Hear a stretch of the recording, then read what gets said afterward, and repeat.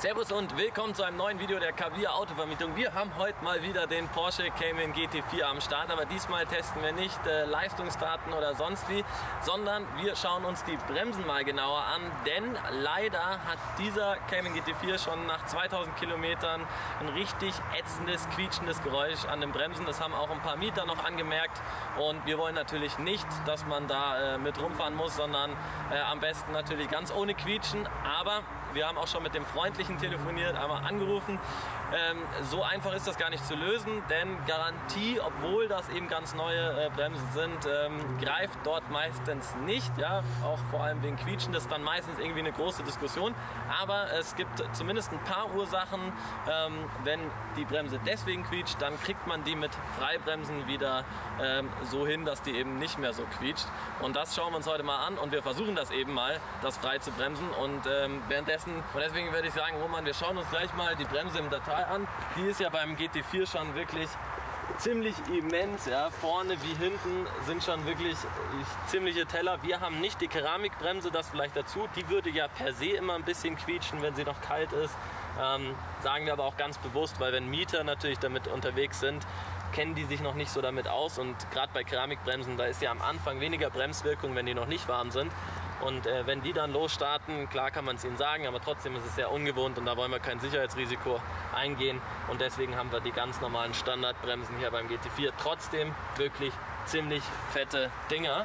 Und das eben nicht nur vorne, sondern auch hinten gelochte Scheibenbremsen. Jetzt würde ich sagen, Roman, du versuchst es mal von außen aufzunehmen. Wir können uns gerne auch, dass du gleich mal reinsetzt und dann hören wir dieses eklige Quietschen an und zeigen mal, wie der Stand jetzt ist. Und dann schauen wir mal, dass wir das wieder wegbekommen.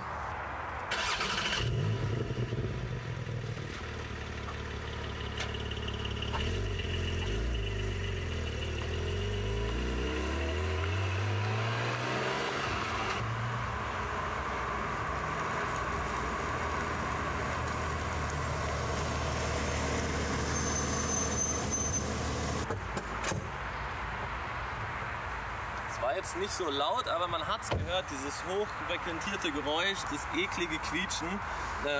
Vor allem, wenn es dauerhaft passiert, ist wirklich ätzend und auch, ich habe es sogar gemerkt, bei den etwas höheren Geschwindigkeiten. Dann würde ich sagen, wir hören noch mal von innen rein, du steigst ein und dann schauen wir mal. Da will man schon eher hören, ja, direkt auch Auspuff anmachen natürlich. Ja, die quietschenden Bremsen können nämlich verschiedene Ursachen haben und eine Ursache wäre nicht so gut, das wäre nämlich das Verglasen der Bremse und das passiert, wenn die Bremse einfach lang, zum Beispiel wenn du eine Strecke bergab gefahren bist und lange sie so ein bisschen hast schleifen lassen, dann kann das dazu kommen, dass sie verglast und dann sind die Bad News, muss man eigentlich auch die Scheiben eben direkt austauschen, um das Quietschen dann wegzukriegen, weil das kriegst du auch nicht mehr freigebremst oder sonst wie. Ach, gut, jetzt hört man es wieder so perfekt. Ja, shit. Aber wenn wir Glück haben, liegt es eher daran, dass eben irgendwelche Einwirkungen noch Bremsstaub, noch ein bisschen Flugrost und so weiter aufliegt, auch wenn Flugrost eher nicht, weil das wäre jetzt auch schon wieder freigebremst, beziehungsweise dann wäre es jetzt nicht über die Dauer, aber dass wir halt irgendeine andere Ursache haben und dass sie eben nicht verglast sind, weil das echt ein Problem wäre. Sonst gibt es natürlich noch Ursachen wie, ja, die Bremsscheibe ist runter, dann gibt es da extra so einen kleinen Draht, der dann quietscht, damit du eben weißt, okay, du musst die Bremsen austauschen. Das ist jetzt hier aber bei 2000 Kilometern natürlich nicht der Fall.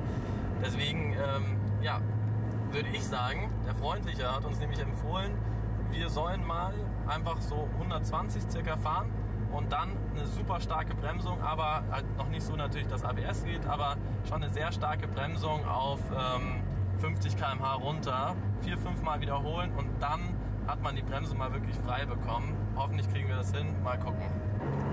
Dann starten wir gleich mal mit der ersten Bremsung. 120 legen wir an. Aber überhaupt wie geil der Cayman bremst. Ja. Das ist so, vor allem wie leicht das geht. Du merkst halt wirklich so dieses Fliegengewicht.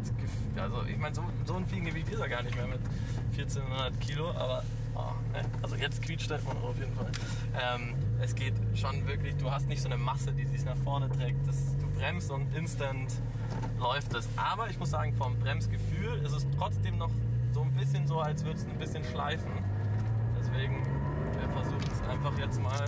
Ich habe jetzt auch noch nicht ganz voll gebremst. Wir machen jetzt mal noch 2, 3 bisschen stärkere Bremsen. Das Beschleunigen ist natürlich schöner. Geht.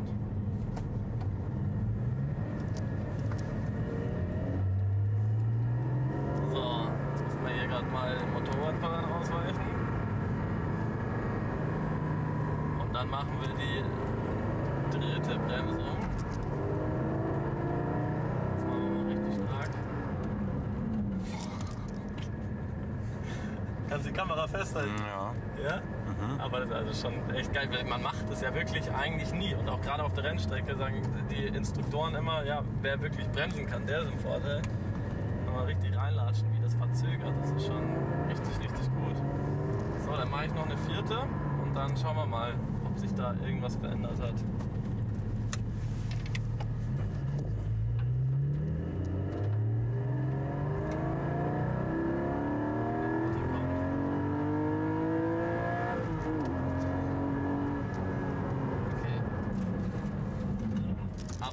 Krass. Weißt du, was der Riesenunterschied ist? Ich habe gerade voll reingelatscht. Ja. Weißt du, warum wir keinen ABS-Eingriff haben? Warum? Wegen den Semi-Slicks praktisch, die da drauf sind. Ja. Diese krassen Reifen, die haben einfach so viel mehr Grip, dass du ganz spät erst, wenn überhaupt, bei ABS greift er ein, weil der Reifen blockiert und er gibt ihn dann kurz frei, damit du praktisch wieder Grip bekommst, weil sobald er komplett blockiert, würde er einfach wegrutschen und du hättest gar keine Kontrolle mehr über das Auto. Ja, genau. Und hier muss er das nicht.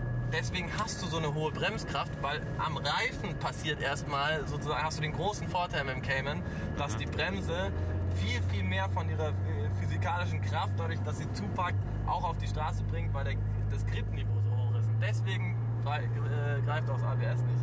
Richtig krass. Also da merkt man den Unterschied des Reifens immens. Also noch eine. Jetzt fängt es leider auch gleich an zu regnen, dann können wir eh nicht mehr so gut testen.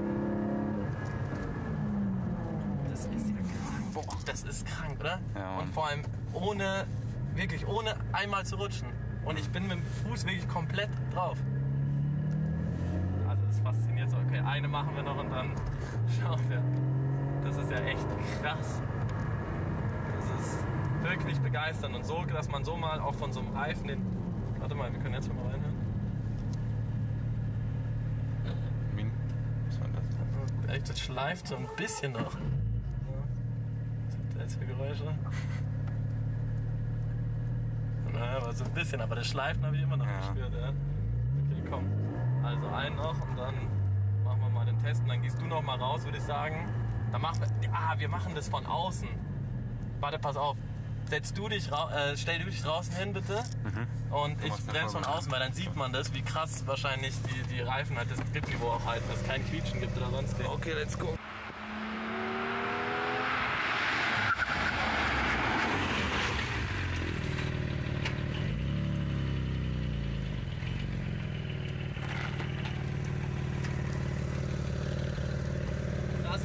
War jetzt so ein bisschen Regen jetzt gerade, wo es angefangen hat zu regnen, so ein bisschen Nässe, ganz bisschen Nässe und sofort hat man auch von außen wahrscheinlich ein bisschen mehr gesehen, oder?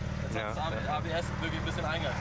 Krass, wie schnell der Unterschied ist. Deswegen wirklich mit solchen Reifen, das sind die Pilot Sport Cup 2, die wurden auch nochmal deutlich verbessert. Die haben ja per se nicht 7 oder 8 mm von Anfang an, sondern nur 5,6 mm. Also die sind wirklich für den trockenen Asphalt gemacht. Trotzdem, also sie wurden bisschen verbessert im Regen, trotzdem immer aufpassen mit solchen Reifen. Und jetzt hat man ganz krass auch den Unterschied sofort mit ganz, ganz leichten Tropfen gemerkt. So, aber dann würde ich sagen, hören wir jetzt mal rein, ob sich denn was bei den Bremsen getan hat vom Geräusch. Fahren wir mal schnell rüber, dann kannst du besser von außen filmen. Ja, schauen wir mal. Also jetzt müsste es ja eigentlich, wenn es was Temporäres ist, besser sein.